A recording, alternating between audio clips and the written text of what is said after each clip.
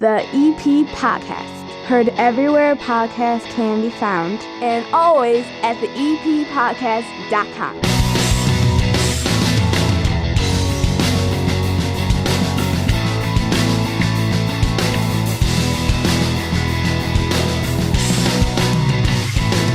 A special Friday release edition of the EP Podcast, an interesting topic and two very interesting guests.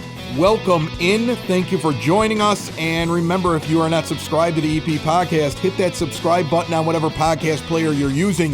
If you're listening through Facebook or you saw it online somewhere and you're not actually subscribed, it's not hard. If you go to the eppodcast.com, there's plenty of options. Scroll around. You'll see different podcast apps, many of them already available on your device. And every episode of the EP Podcast is brought to you proudly by the First National Bank of Evergreen Park. You need a bank you can rely on, one that knows our community and provides customized accounts and offers just for you. Count on the First National Bank of Evergreen Park, located in that iconic building at 95th and Pulaski, a locally based community bank committed to the people and businesses right here in Evergreen Park and the surrounding area. And now, when you open a Total Access checking account, you get a $300 bonus. And guess what? There are no fees on those ATMs. If somebody charges you a fee, don't worry about it. The bank puts that money back in your account. Open online today. bankevergreenpark.com/totalaccess/EP. $100 required to open. Requirements to qualify. Must use link to apply. Member FDIC. I got this idea from Lorraine Swanson from The Patch. She's sitting here with me, and we've brought in, I would say, an expert. And I'm going to start with Lorraine as we kind of describe what we're going to do here. We're going to talk a little bit about running for public office. How you do it, why not a lot of people don't do it, what they probably should do if they want to get into it. It's a very complicated thing. Bert was going over it with me about a week ago, so I know there's no way we're covering everything in 30 minutes, but tell me a little bit about your guest that you brought down here, Lorraine. How are you? Good. Thanks for having me, Chris. Today we're joined by attorney Bert Odelson. He's a founding partner in the Evergreen Park-based law firm Odelson, Sterk, Murphey, Frazier, and McGrath, and Bert is considered a leading expert in governmental and election law, particularly Illinois election law. And he has served as a city or village attorney for over 60 municipalities, townships, and highway districts, and he's also general counsel to an array of local elementary and high school districts, and has served a number of labor unions in various capacities. In 2000, when the recount totals in Florida's Broward and West Palm Beach counties hinged on how Chads were evaluated, the George W. Bush campaign retained Bert as an attorney who argued successfully before the U.S. Supreme Court. He has, and I've seen Bert in these challenges, he has represented local candidates whose nomination petitions were challenged by opponents. And with the 2023 consolidated election creeping up, April 4th, 2023, that's when we elect our mayors and our school board members and park board and library and so forth. I just thought it would be a good idea to talk about how you run for local office and to get Bert's expertise. Bert, you seem like quite the expert. Well, I've been doing it this October 23rd will mark my 50th year. Having been an attorney, and done election law and municipal law for 47 or 48 of those years. So I think we've developed a little bit of an expertise in my office, representing candidates and representing folks who want to be candidates. And an answer to you, Lorraine, the first thing someone should do when they're thinking of running for office is to hire a lawyer. Now that sounds like a pitch. Yeah, it does sound like a pitch. But you're going to have a tough time getting me because we are very, very busy, and we don't take everybody, like I used to. We're kind of we kind of watch who we take and make sure one, that can pay the bill, and two, that it's not going to be a candidate that's going to embarrass us. So I do pick and choose now. We take most of our clients, but in this day and age, in this litigious day and age, especially in elections, and especially with fraud and improper voting, you need to have a lawyer if you really are serious about getting on the ballot and then following through after you're on the ballot, making sure all of your campaign disclosures are correct. So I'm not saying people should hire me. I'm saying go out and get someone who's knowledgeable. When you say that, the first thing I think is, well, this is going to get pricey really quick, right? Right. And we're talking about is encouraging people that they should run for office, because there's a lot of times that you see a ballot and everything's uncontested, and you hear people that have complaints and believe they could make a difference, but they feel like it's like this insurmountable thing. So should people be nervous when they hear you talk about that and understand that it is a difficult process? Or am I just worried when I hear hire a lawyer and it isn't as daunting as it sounds? Well, unfortunately, I like to answer and say it's not as daunting as it sounds, because more people should run for office. We should have contested races. But unfortunately, here in Illinois, and Cook County especially, it is a daunting task, depending on how high in office. Now, if you're going to run for library board in Evergreen Park or park board, you probably are okay just getting some general guidance and reading the manuals that the Illinois State Board of Election puts out. But if you're going to run for mayor or trustee or state representative or judge, you're probably going to be contested on the local level, so you better know what you're doing when you get into it and better be serious. So it is a daunting task. I have to be honest. Unfortunately, it's a daunting task. Daunting in Illinois, even more so than many other states, who make it a lot easier to get ballot access. Because of kind of the one-party system we've had for decades in Illinois, the laws in the General Assembly have been built to help incumbents, and challengers have a difficult time navigating the election law rivers in order to find enough good signatures to get on the ballot and to do your forms right. And to file them right. So it is a daunting task. Would you say that local elections, they're probably even more important than voting for president? Am I off base? You're 100%. I just had this conversation yesterday with one of the associates in my office, because we were fortunate enough to pass a home rule referendum in the village of Matson, where we're the village attorneys, and that will change the village dramatically because we have more local power. And we were just not joking, quite serious, that it is more important to run for your school board and for your local municipal board than it is to run for state senator, state rep, or president. That might be most prevalent right now, I think, in the minds of people when they look at the news, where you see school boards on Fox News and CNN's front page now, right? And you noticed how local municipalities dealt with the pandemic almost individually. Like, sure, they let the state try to tell them what to do to a point, and then they started asserting their power. I don't think people saw that kind of local, I don't know, they're just throwing around their weight, or at least making decisions that impact your life as much as we have in the last couple of years, right? Yeah, couldn't agree with you more. The pandemic really brought forth the power that local authorities do have, all dependent on the medical advice and the medical boards. In other words, Cook County was governed by the Cook County doctor and their board, but then the local municipalities had a lot of leeway governing themselves in accordance with the mandates of the governor, the local medical boards.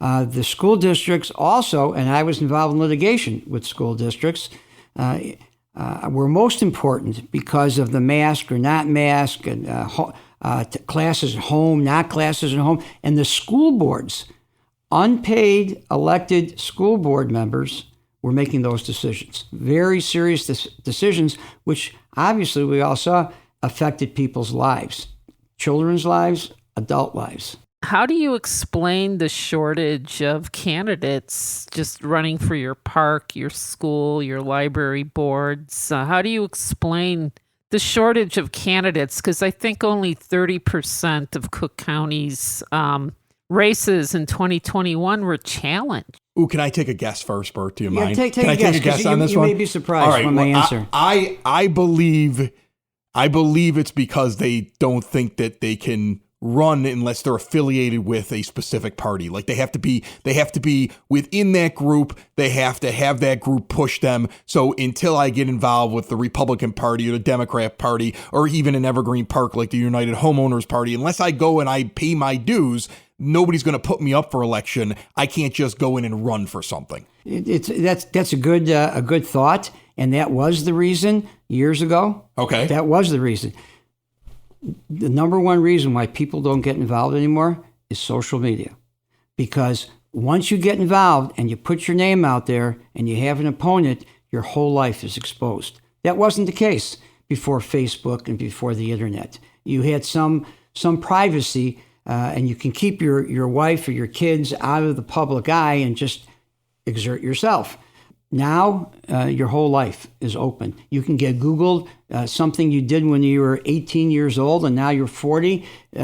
You got arrested for leaving the scene of an accident. Well, that's going to be all over the paper. Yeah. So I found people, especially for the school board jobs, the park district jobs, the local jobs, pays nothing, zero. You're giving your time, your effort, your concern for what?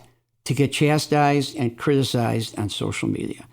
That is why people don't run anymore. And it's a shame, and it's hurting America. Not just locally, it's hurting America because it's filtered out not just to our local races, but even to the paying offices, the state reps, the governors, the maybe even president.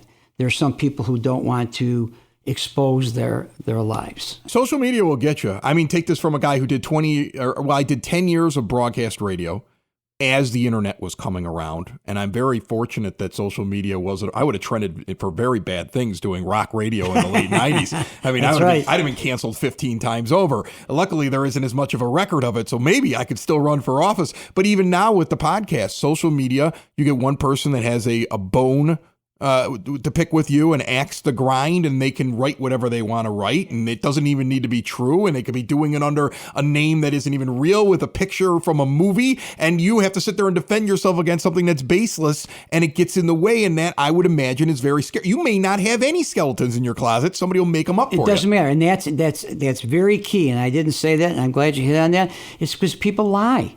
And you can't defend yourself short of a defamation lawsuit where you have to hire a very expensive lawyer downtown, because no lawyers really do defamation. Only a few do. They charge so much money, and defamation is so hard to prove. So what's happened in social media, all the way up to the former president of the United States, you just lie, and you dirty up your opponent. If they've been the best person that God could have created. Doesn't matter. People just lie, and that dissuades good people from getting into politics. So let's say I have really thick skin, because I kind of do. I mean, I've been put through the ringer a lot in my life. You think you do, but if you have a wife and kids, right, that's where your skin gets a little punctured, because they can puncture you. Oh, no. But once they go after your wife and kids, Oh, I understand that. Trust me. And we've had conversations in this house about things that might end up with the kids. Trust me. The kids, when their dad says something on one of his podcasts, they deal with kids at school. Right. They want to give them a hard time about their father. And my wife had always had to deal with the fact that when I was in the public eye, there might be people that didn't like us or treated us differently, or there might be a rumor that floated around that wasn't real. That was a normal thing that would happen. But let's say I have thick enough, or I'm like, I'm going to try it anyway. I'm ready to go for this. I'm going to try to run for office. I pick the office that I want to make a difference in. I go and I get my lawyer, as you suggested. I've got to put some money off to the side. All right. I would imagine most people want to start local election, like the ones that in the municipalities that Lorraine was talking about at the beginning of the show. Or school districts, stuff like that. what does that normally run somebody? I mean, how much can I get away with? Do I have to do just a lot of fundraising? Is this astronomical? What is it normally like? Yeah, locally, and let's take Evergreen Park. Locally, you want to run for the high school or the elementary school or the village board. You're not talking a lot of, well, it depends what a lot of money is to some people, but you're not talking the hundreds of thousands of dollars or even up to $100,000. You're talking more in the maybe $15,000 to $20,000 range, depending on if you have opposition or not. If you have no opposition, you're spending nothing because you don't have to advertise, you don't have to put any brochures out. And Chris, that's the second reason people don't run for office anymore is the expense. You see who's in office now, the multi-millionaires and billionaires who self-fund. So you can't run against a self-funded person unless you have another person who is equally as wealthy funding you, the governor's race, for example. So locally, you could run for local office and not expend a lot of money, even if it's a contested race, because we used to get out to our electorate. The old way was knocking on doors and asking for votes. The next wave was sending out brochures and mailers about yourself and your campaign. And of course, now the new way is social media and cell phones and calls, automated calls through your cell phone. So campaigning has transcended to social media again. So it doesn't cost as much locally as it would for a state office. And something I always tell people that if you're going to run, get in touch with your community newspaper, Patch, the regional, Southtown. And I'm happy to give a media list. You do that. I mean, that's the thing. We did that on the podcast. When they did the last election for Evergreen Park, we said we tried to bring in as many people as we possibly could. If somebody said, I want to come in and talk, I'm always very interested in what they have to say. But yeah, that's a thing. I don't think people utilize the media. Lorraine, let me ask you a question. What is the biggest pitfall that you see candidates in local elections make? Let's try to keep it at the local election, because what we're kind of talking about here is getting into running for an office. And like you said, it's more difficult now than it used to be. Like my mother ran for state representative against Andy McGann in the 80s. I was a kid, okay?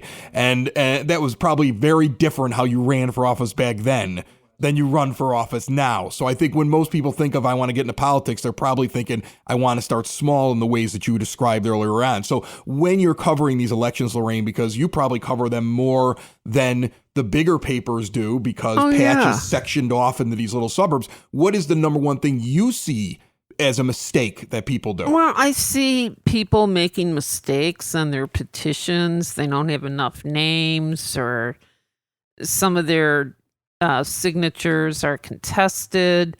We send out very basic questionnaires, and our readers want that. They look to the local community media to, give them information so they can make up their minds. And or they're going up against a slate, and you got like 4 people pooling on mailers and yard signs. Well, established groups, yes, and groups and people already have networks that are kind of set up, and that's probably difficult to deal with. So when you're dealing with a new person, Bert, I would imagine signatures become something you advise them on right away. I always get these things handed to me at events. I'll be standing at a 16-inch softball game and 3 guys show up with stuff like, hey, everybody sign this here. This guy's going to run. I know him. He's a friend of mine. If they have that network, they're able to get those signatures. But what pitfalls do you see with signatures? Well, believe me, I've been on both ends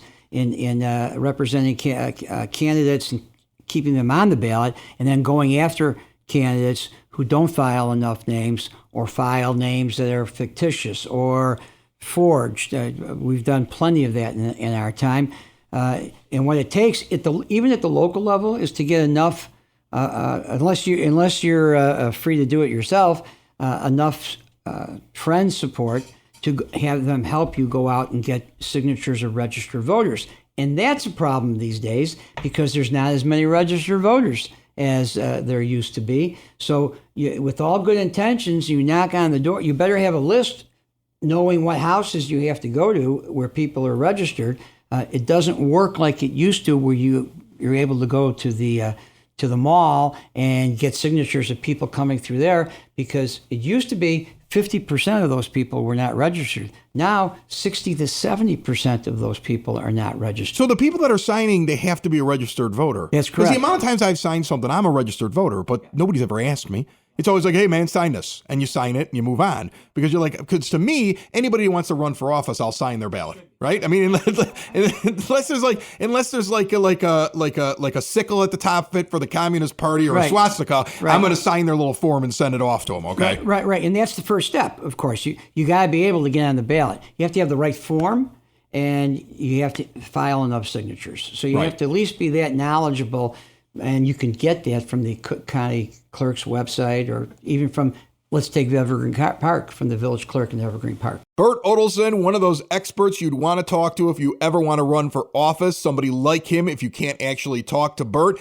And Lorraine Swanson from The Patch joining us here on the EP podcast. Running for office is hard. Quitting smoking is hard as well. That's why you have Cool Cloud's Vapor Shop right here in the EP. They know how hard it is to get off of cigarettes. They want to offer you an alternative. With a full taster bar and CBD products, you can check them out online at coolcloudsvapor.com or stop in and say hi. 3837 West 95th Street in Evergreen Park. One question I had, like some towns, like their village board or city council, they're like village-wide, city-wide. If I'm running in a particular district, do I have to get registered voters from that district? Yes, that's a good question. So in Evergreen Park, it's village-wide. You can get, don't have wards like Chicago. You don't have districts like Oak Lawn. You can run citywide. Right next door in Oak Lawn, they have districts, which are the same as wards. We call them districts, but they're wards. And you can only get signatures of registered voters within your district. Now, one thing, too, and I've known people who've run for, like they're running in a district or whatever, that they'll go hang out. Like we got the midterm election, because that's where you're going to find registered voters from your district. You're giving secrets away here, but that is where I send my clients who want to run for this next April's election, whether it be school board or municipality. You're able to start circulating petitions third week in September. Okay, I was going to ask you what date. Because I'm wondering here as we're talking about this, and now we have this election in April, and I keep thinking to myself, well, when do you have to get started? It's so you're saying September 20th. September probably, yeah. September. Okay. It's 90 days before the first day of the file. That's what it was. So in September you can get started. But Lorraine's right. We send our clients and their friends to the polls on November 8th.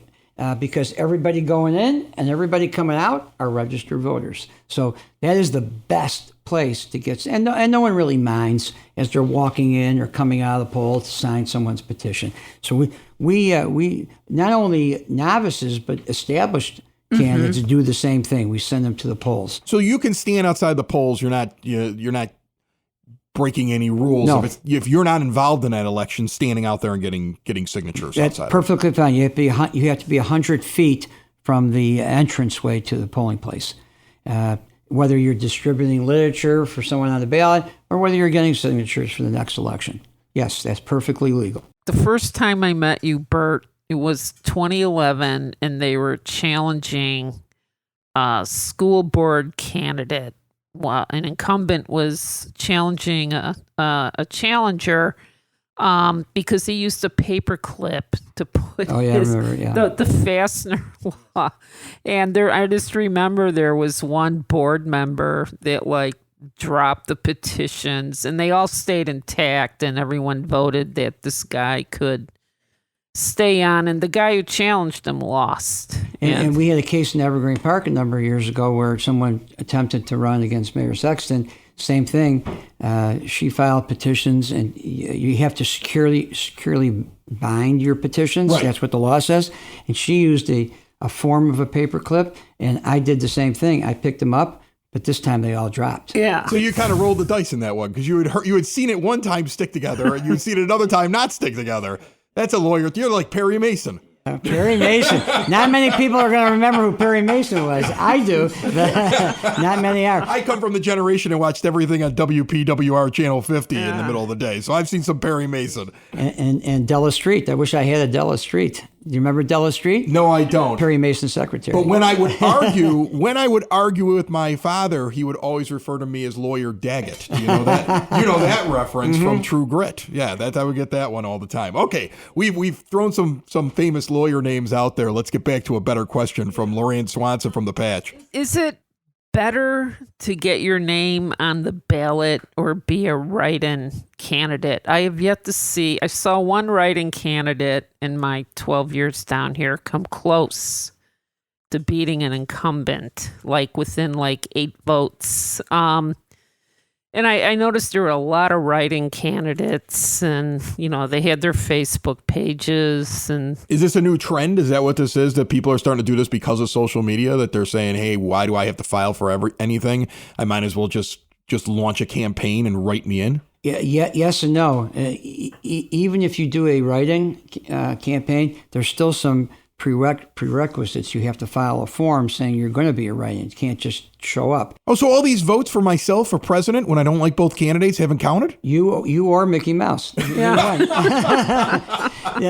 And that's why they passed the law that said you have to file a declaration to run as a write-in 60 days before the election, so they don't have to count Mickey Mouse and Donald Duck and Davy Crockett. Mickey could win these days. Mickey could win these days. You're right. So no, it's not feasible to run as a write-in unless no one is running and there's a vacancy. But I have seen write-ins win. So Bert, you've decided first off as a candidate that you're going to run for something local.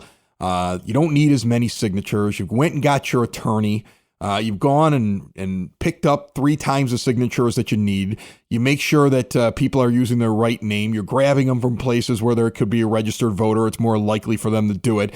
You're making sure that mom is not signing for dad and the 2 kids. And you're paying attention to all this. You filed your forms and now you're ready to run for office. Right. To me, on one hand, I sit there and I say, okay, it sounds like if I follow steps 1 through 8 here, I can run, and it's not that difficult to run as long as I follow all my steps, and now I'm on the ballot. Once I'm on the ballot, is there something else other than running your campaign that somebody needs to be aware of? You need to be aware of social media.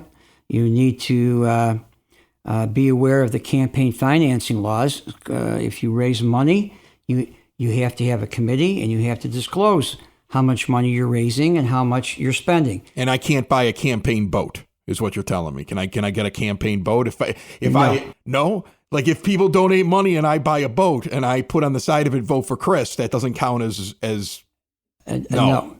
Okay. No. But you can you have a lot of flexibility if you raise a lot of money. Okay. But you have to report it. Okay. And the State Board of Elections governs that. And if you don't report it accurately or on time, they file a complaint and they fine you. They can't throw you off the ballot, but they can fine you. And then your opponents or people who don't like you spread it all over. So there is more as you go. Now, if you're not going to spend over $5,000, you don't have to report anything.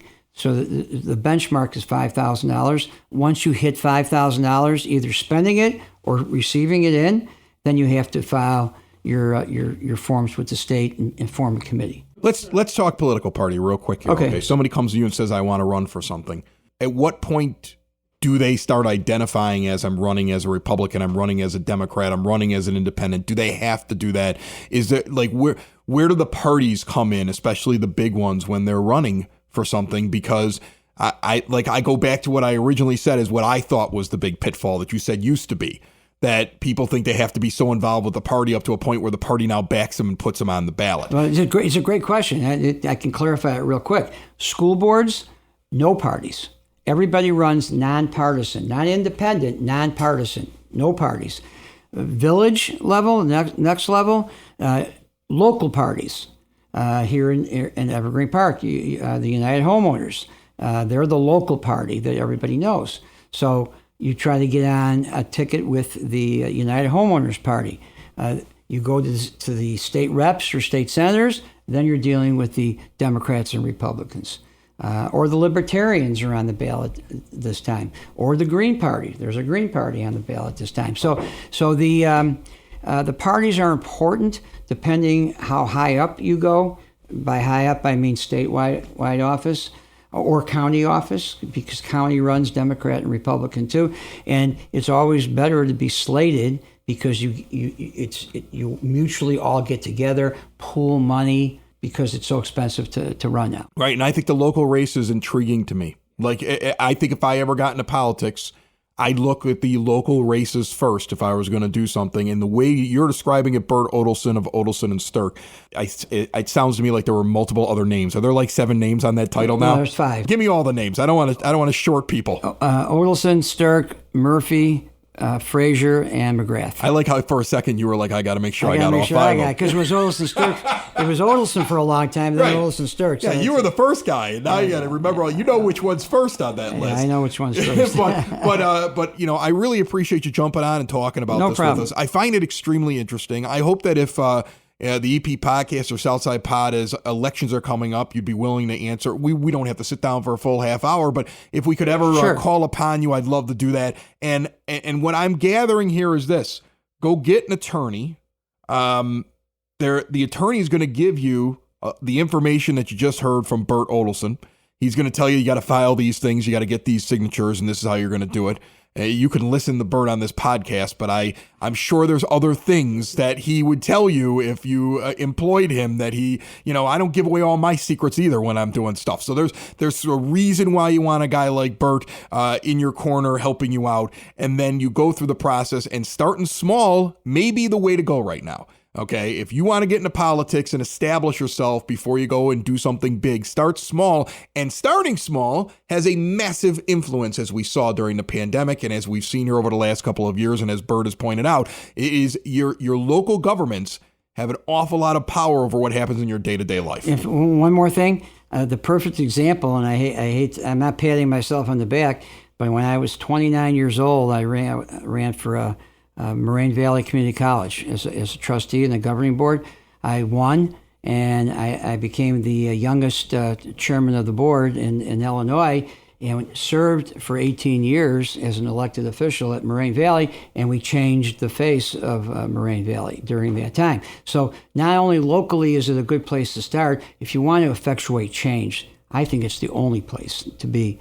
Your schools, your parks, your schools, your libraries, and your municipal government. And then you're one of 6 or one of 7, not one of 50 or one of 100. You can really effectuate change. That's awesome. Lorraine Swanson, sitting here from the patch, Burt Odelson. Thank you so much for joining us. This is the EP Podcast. Remember to subscribe anywhere podcasts can be found, always at theeppodcast.com. And of course, we have a regular show coming up on Monday. But thank you so much for sitting down with us today. My pleasure. Thanks. Look at all those people in this great suburb, driving down 95th and Kedzie. What a great place. It's called Evergreen Park, but we know it better as the EP. We're known for more than just the Unabomber. Remember Ted Kaczynski? You guys might even remember that big old rooster on 95th Street. It's all part of EP's history. So listen up to the EP Podcast. You might be asking why. Because we talk about all things and we celebrate all the great things in the 60805. It's the EP Podcast. All things Evergreen Park. It's the EP Podcast. Evergreen Park.